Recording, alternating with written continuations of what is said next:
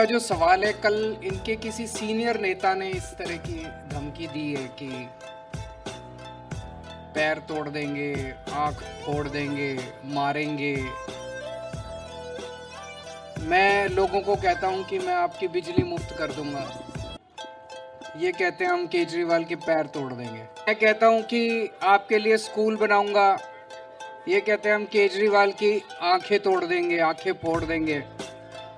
तो इस तरह की राजनीति तो अच्छी नहीं है। नेगेटिव राजनीति तो अच्छी नहीं है। पॉजिटिव होना चाहिए, अच्छी बातें होनी चाहिए, सब लोग काम करें, मिलके काम करें, तभी देश आगे बढ़ेगा। दूसरा सवाल जो मेरा अपना है आपसे वो ये कि आज ही खबर आई, सीबीआई ने एक्साइज केस में पहली चार्जशीट दाखिल की है, जिसमें एक्यूज नंबर 1 या आरोपी नंबर 1 एफआईआर में मनीष सिसोदिया का नाम था। लेकिन आज की इस चार्जशीट में 7 लोगों के नाम है, लेकिन मनीष सिसोदिया का नाम नहीं है। तो आपका इस पर क्या कमेंट्स? इससे साफ जाहिर है कि पूरा का पूरा केस फर्जी था। शराब घोटाला फर्जी था। पिछले कुछ दिनों से जब भी सुबह सोकर उठता हूँ, एक वीडियो नजर आता है और वो वीडियो सीधे तिहाड़ से आता है। और उस वीडियो में जो जेल मंत्री हमारे दिल्ली सरकार के, कभी वो खाना खाते हुए या फिर उनके मालिश करते हुए वो तस्वीरें आती है। आपसे ही जानना चाहता हूँ कि ये वीडियो लीक कौन कर रहा है, क्योंकि जेल तो दिल्ली सरकार के तहत ही आता है। नहीं, जेल दिल्ली सरकार के तहत कहने को आता है। जेल के डीजी जो है वो केंद्र सरकार अपॉइंट करती है, तो जो डीजी अपॉइंट करता है उसी के अंडर में आता है। जैसा आपने कहा, आप क्राइम रिपोर्टर हैं, क्या ऐसा हो सकता है कि जेल का वीडियो बाहर लीक हो जाए? क्या ऐसा हो सकता है कि कौन मालिश कर रहा है उसका बैकग्राउंड, सारी डिटेल्स बाहर लीक हो जाए? ये तो बहुत बड़ा सिक्योरिटी कंसर्न है। ऐसे जेल के वीडियो अगर लीक होने लग गए तो फिर तो तिहाड़ जेल की सिक्योरिटी का क्या होगा? नंबर 1। नंबर 2, मैं आपको बता दूं मुद्दा क्या है। सत्येंद्र जैन साहब बहुत ही कट्टर जैनी परिवार से आते हैं और जैन धर्म के सारे असूलों का पालन करते हैं। उन्होंने जिंदगी में कसम खाई हुई है कि जब तक सवेरे मैं मंदिर नहीं जाऊंगा मैं खाना नहीं खाऊंगा। शाम को सूरज गिरने के बाद जब शाम हो जाती है तो वो खाना नहीं खाते। जब से वो जेल में गए हैं तब से वो मंदिर नहीं जा सकते, तो मंदिर नहीं जाते तो वो खाना नहीं खाते। पार्टी का बयान पड़ा था कि करीब आपकी जो पार्टी के एमएलए या बाकी लोग हैं, 150 से ज्यादा 167 केस हमारे ऊपर है। 167 केस हमारे एमएलए पे लगा रखे हैं। उसमें से 135 केसेस में हम बरी हो चुके हैं। हमारे एमएलए सारे केस फर्जी हैं। और जो केस कोर्ट में जाता है, कोर्ट से इतनी लताड़ पड़ती है, इन लोगों को इतनी लताड़ पड़ती है, उसके बाद भी फर्जी केस, फर्जी के फर्जी। और ये बड़ी इंटरेस्टिंग चीज है, सारी चीजें पीएमओ से डायरेक्शन हो रही हैं। मनीष सिसोदिया के खिलाफ पूरा का पूरा केस पीएमओ से डायरेक्शन दी गई था। इससे साफ जाहिर है कि गंदी राजनीति के तहत एक शरीफ आदमी, मनीष एक शरीफ आदमी है, अच्छा इंसान है, बच्चों को अच्छी शिक्षा देने की कोशिश करता है, उसको एक झूठे केस में फंसाने की कोशिश की गई। 4 महीने से सीबीआई ईडी के 800 अफसर लगे हुए हैं इस केस पे। उनको अगर इतना सा भी अगर सबूत मिल जाता, इतना सा भी, तो आज चार्जशीट में मनीष का नाम होता। जिस देश का राजा सवेरे से शाम तक ये सोचेगा कि मैं फर्जी केस में लोगों को कैसे पकड़ूं, वो देश कैसे तरक्की कर सकता है? सोचने वाली बात है। आपने यही बयान दिया था। इसी घड़ी बनाने वाली कंपनी को पुल बनाने का ठेका दे देते हैं और कहते हैं केजरीवाल भ्रष्टाचारी है, कहते हैं सत्येंद्र जैन भ्रष्टाचारी है। कौन यकीन करेगा? कोई यकीन नहीं कर रहा। आप भ्रष्टाचार के खिलाफ नहीं लड़ रहे, आप केजरीवाल के खिलाफ लड़ रहे हो। केजरीवाल आपकी पार्टी का इसी एमसीडी चुनाव को लेकर केजरीवाल की सरकार, केजरीवाल के पार्षद, एक बहुत हम लोग लगातार सुनते आ रहे हैं, डबल इंजन की सरकार इस देश में।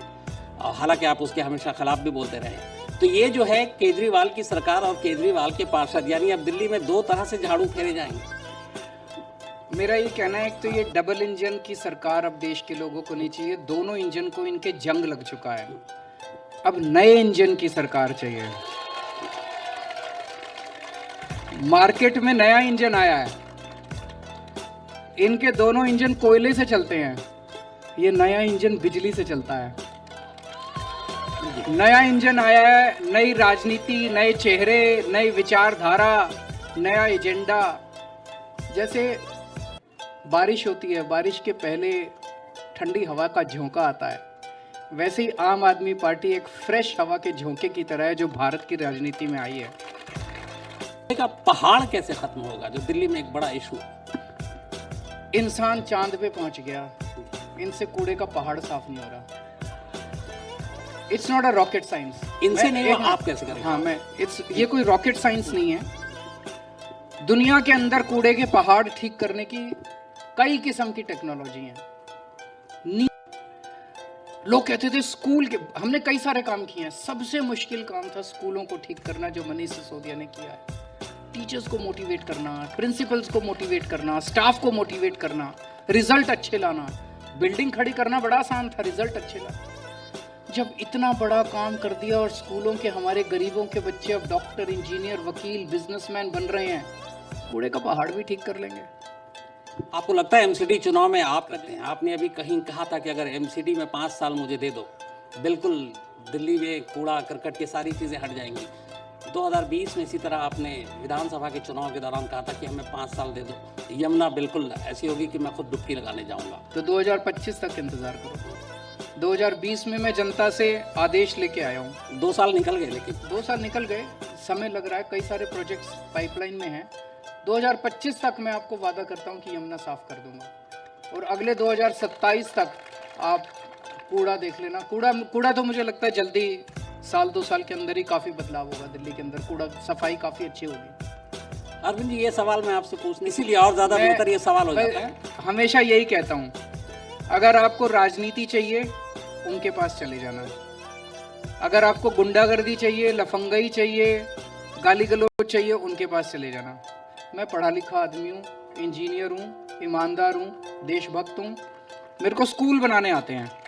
अगर अपने बच्चों के लिए स्कूल बनवाने हैं मेरे पास आ जाना, अस्पताल बनवाने हैं मेरे पास आ जाना, बिजली ठीक कर दूंगा, इंजीनियर हूँ, मेरे को बिजली ठीक करनी आती है, और बिजली फ्री भी कर दूंगा, पानी ठीक करना आता है, वो सब कर दूंगा, उसके लिए मेरे पास आ जाना। राजनीति चाहिए तो उनके पास चले जाना। मैं इसीलिए जो मेरा कहा था हम स्कूल ठीक करेंगे, हमने स्कूल ठीक कर दिए।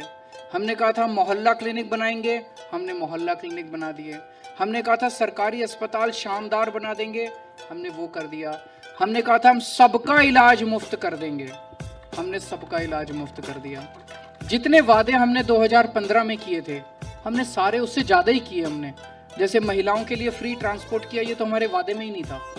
अभी भी जितने वादे 2020 में किए हैं, 2025 में आप मेरा एक और इंटरव्यू करना, मेरा गारंटी कार्ड उठा लेना, एक एक गारंटी पूरी करेंगे। बिल्कुल। लोगों को ये बड़ा पसंद आ रहा है यार, कोई स्कूल, अस्पताल, बिजली, पानी के नाम पे वोट मांग रहा है, ये बहुत बड़ा बदलाव हो रहा है। खुद अरविंद केजरीवाल जब दूसरी पार्टियों के नेताओं से मिलते हैं, जिनको लेकर हम टीवी पे, डिबेट्स पे या अखबारों में देखते हैं एक दूसरे के खिलाफ जहर उगल रहे हैं, तब जब आप लोग वैसे मिलते हैं तो क्या मोहब्बत से ही मिलते हैं या फिर नजरें फेर के निकल देते हैं? मेरी अपनी कोशिश रहती है मैं सबको इज्जत दूं।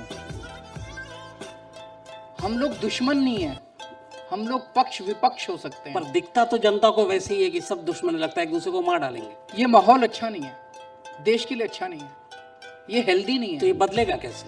ये बदलेगा कैसे? हम सबको मिलके बदलना पड़ेगा। इसमें सबका रोल है, इसमें मीडिया का भी रोल है, इसमें लोगों का भी रोल है। जैसे मैंने कहा, अगर नेताओं की तो छोड़ो, आजकल माहौल ऐसा हो गया कि घर के व्हाट्सएप ग्रुप के अंदर लोग एक दूसरे से लड़ने लग गए हैं, अंधभक्त हो गए हैं। ये हमें बदलना पड़ेगा, ये अंधभक्ति छोड़नी पड़ेगी। पार्टियों के प्रति अंधभक्ति, नेताओं के प्रति अंधभक्ति, ये जनता भी इसको समझे, नेता भी इसको समझें। देश के लिए अगर मिलके काम करें तो देश आगे बढ़ेगा। इस तरह से एक दूसरे से लड़ेंगे, झगड़ेंगे तो किसी का फायदा नहीं है इसमें। चूंकि आप दिल्ली के मुख्यमंत्री हैं, लेकिन मैं जानता हूं कि दिल्ली पुलिस आपके हाथ में है नहीं। हाल में श्रद्धा मर्डर केस हुआ था, आप मुख्यमंत्री होने के नाते इस केस के बारे में आपको पूरी जानकारी भी होगी, इस पे मैं आपकी राय जानना। मेरा मानना है कि इससे घिनौना अपराध हो नहीं सकता। जिस तरह ने आफ्ताब है उसका नाम शायद ना, जी, जो मुजरिम है, उसे सख्त से सख्त सजा दी जाए, केस को पक्का बनाया जाए और ऐसी सजा दी जाए कि कोई हिम्मत ना कर सके भविष्य के अंदर किसी भी इंसान के साथ, किसी भी लड़की के साथ इस तरह का व्यवहार करने का। बहुत बहुत शुक्रिया अरविंद केजरीवाल जी। Thank you. कोशिश यही थी कि जितने जवाब इनसे हासिल कर सकूं, बाकी आप लोग बताएंगे। तो बहुत बहुत शुक्रिया। बहुत